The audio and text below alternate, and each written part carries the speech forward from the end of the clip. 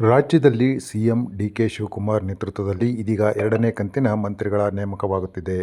ಇದಕ್ಕಾಗಿ ಕಾಂಗ್ರೆಸ್ನ ಕೆಪಿಸಿಸಿಯ ಉಪಾಧ್ಯಕ್ಷರಾದ ಉಗ್ರಪ್ಪನವರು ಒಂದು ಸಲಹೆಯನ್ನು ನೀಡಿದ್ದಾರೆ. ಅದೇನಂತೀರಾ, ಸಂಪುಟದಲ್ಲಿ ಪಕ್ಷನಿಷ್ಠರು ಮತ್ತು ಪ್ರಾಮಾಣಿಕರು, ರಾಷ್ಟ್ರೀಯ ನಾಯಕತ್ವಕ್ಕೆ ಬದ್ಧತೆ ಇರುವಂಥವರನ್ನು ಆಯ್ಕೆ ಮಾಡಿಕೊಂಡರೆ ರಾಜ್ಯ ಉದ್ಧಾರವಾಗುತ್ತದೆ, ಪಕ್ಷಕ್ಕೆ ಸದೃಢವಾಗುತ್ತದೆ ಎಂದು ಕೆಪಿಸಿಸಿ ಉಪಾಧ್ಯಕ್ಷರು ಸಲಹೆ ನೀಡಿದ್ದಾರೆ.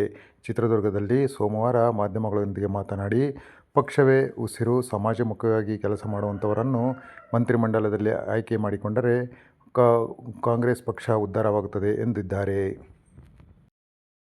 ಪಕ್ಷ ಸದೃಢವಾಗಿ ಇರಬೇಕು ಅನ್ನೋ ಹಾಗಿದ್ದರೆ ಬಹುಶಃ ಮಂತ್ರಿಮಂಡಲದಲ್ಲಿ ಯಾರು ಪ್ರಾಮಾಣಿಕರಿದ್ದಾರೆ, ಯಾರು ಪಕ್ಷನಿಷ್ಠರಿದ್ದಾರೆ, ಯಾರು ರಾಷ್ಟ್ರೀಯ ನಾಯಕತ್ವಕ್ಕೆ ಬದ್ಧತೆ ಇರುವಂಥವರಿದ್ದಾರೆ ಮತ್ತು ಪಕ್ಷವೇ ನನ್ನ ಉಸಿರು ಅಂಥೇಳಿ ಕೆಲಸ ಮಾಡ್ತಕ್ಕಂಥ, ಸಮಾಜಮುಖಿಯಾಗಿ ಕೆಲಸ ಮಾಡ್ತಕ್ಕಂಥವರನ್ನು ಮಂತ್ರಿಮಂಡಲದಲ್ಲಿ ತರಬೇಕು ಅನ್ನೋದು ನಮ್ಮೆಲ್ಲರ ಅಪೇಕ್ಷೆ.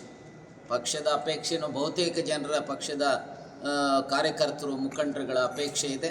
ಬಹುಶಃ ಆ ದಿಕ್ಕಿನಲ್ಲಿ ಮಾನ್ಯ ಮುಖ್ಯಮಂತ್ರಿಗಳು, ಉಪಮುಖ್ಯಮಂತ್ರಿಗಳು, ಮಾಜಿ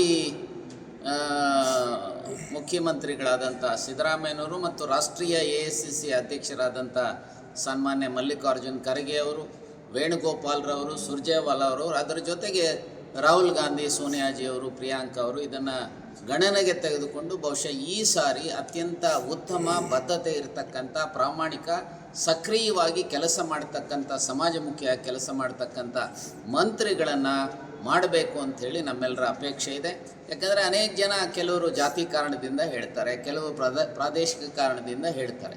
ಜಾತಿಗೂ ಸಾಮಾಜಿಕ ನ್ಯಾಯ ಸಿಗಬೇಕು, ಹಾಗೆ ಪ್ರಾದೇಶಿಕಕ್ಕೂ ಸಾಮಾಜಿಕ ನ್ಯಾಯ ಸಿಗಬೇಕು. ಆದರೆ ಆ ಕೊಡುವಂಥ ಸಮಯದಲ್ಲಿ